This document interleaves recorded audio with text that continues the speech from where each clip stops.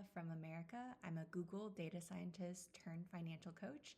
And today I'm going to talk to you about my journey from Google data scientist to financial coach. So, when I was at Google, I was depressed. So, I applied to go on medical leave, and that medical leave was approved. And I would say that was an opportunity for me to hit pause on my life because back then I felt stuck. I felt trapped. I felt like I had to be a data scientist at Google. I couldn't stop. Just had to go down that path. And I felt like I was trapped in my own prison. So while I was on medical leave, I was part of this intensive outpatient program where throughout the week there would be group therapy, there'd be yoga classes, meditation classes, and that time really allowed me to pause and think about my life.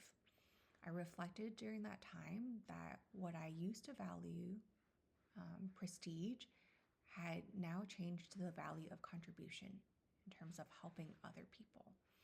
And so the first step that I took was to discern becoming a therapist. While I was discerning becoming a therapist, I did research by reaching out to therapists in my network and my family and friends. And I asked them about their life as a therapist. What were some of the pros and cons? What did they like about their job? What did they not like about their job? And that was my starting point. And so, for the most part, I felt kind of drawn to that field. And so, I actually applied to grad school. I got in, I got a scholarship, which was really exciting. I ultimately decided not to go down that path just because one of my therapist friends had been really burnt out, and I was not looking for any careers that would potentially lead to burnout. Additionally, another therapist friend said that she would spend all her time and effort looking after her clients and her patients, and she wouldn't have enough energy to give to the people that mattered most to her, like her husband or her child. And so, me and my husband were thinking about potentially starting a family soon, so I temporarily closed the door to becoming a therapist.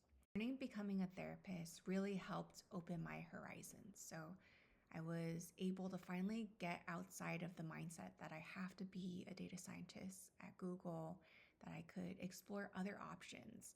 And becoming a therapist actually opened up the possibilities to looking into financial coaching. When I was laid off from Google in January of 2024, what I didn't expect was I ran into a lot of health issues. And at one point, I had to go to the hospital. But actually, going to the hospital and getting the time to reflect and work on myself gave me the clarity that I needed to become a financial coach. Because at that time, I was considering between a financial coach or a financial advisor.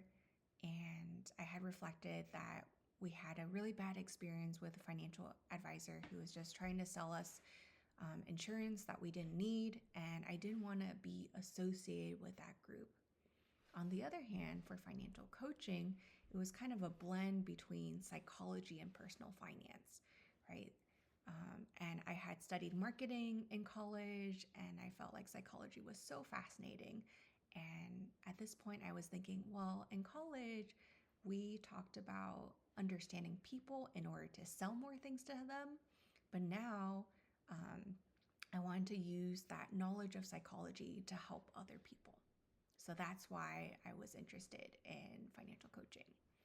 And for those of you who are not familiar with financial coaching is the intersection between psychology and personal finance.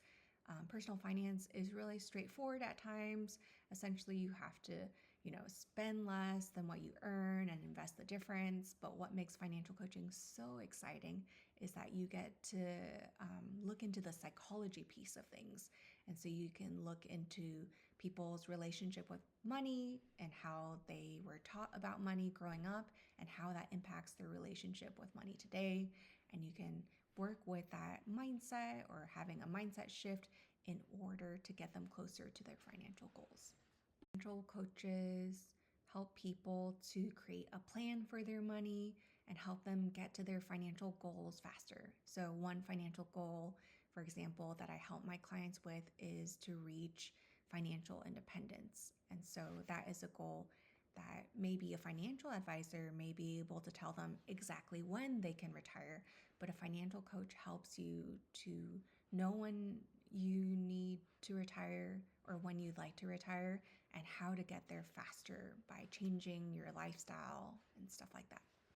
Thanks so much for watching. If you have any questions about how to become a financial coach, I will be happy to share more videos on that.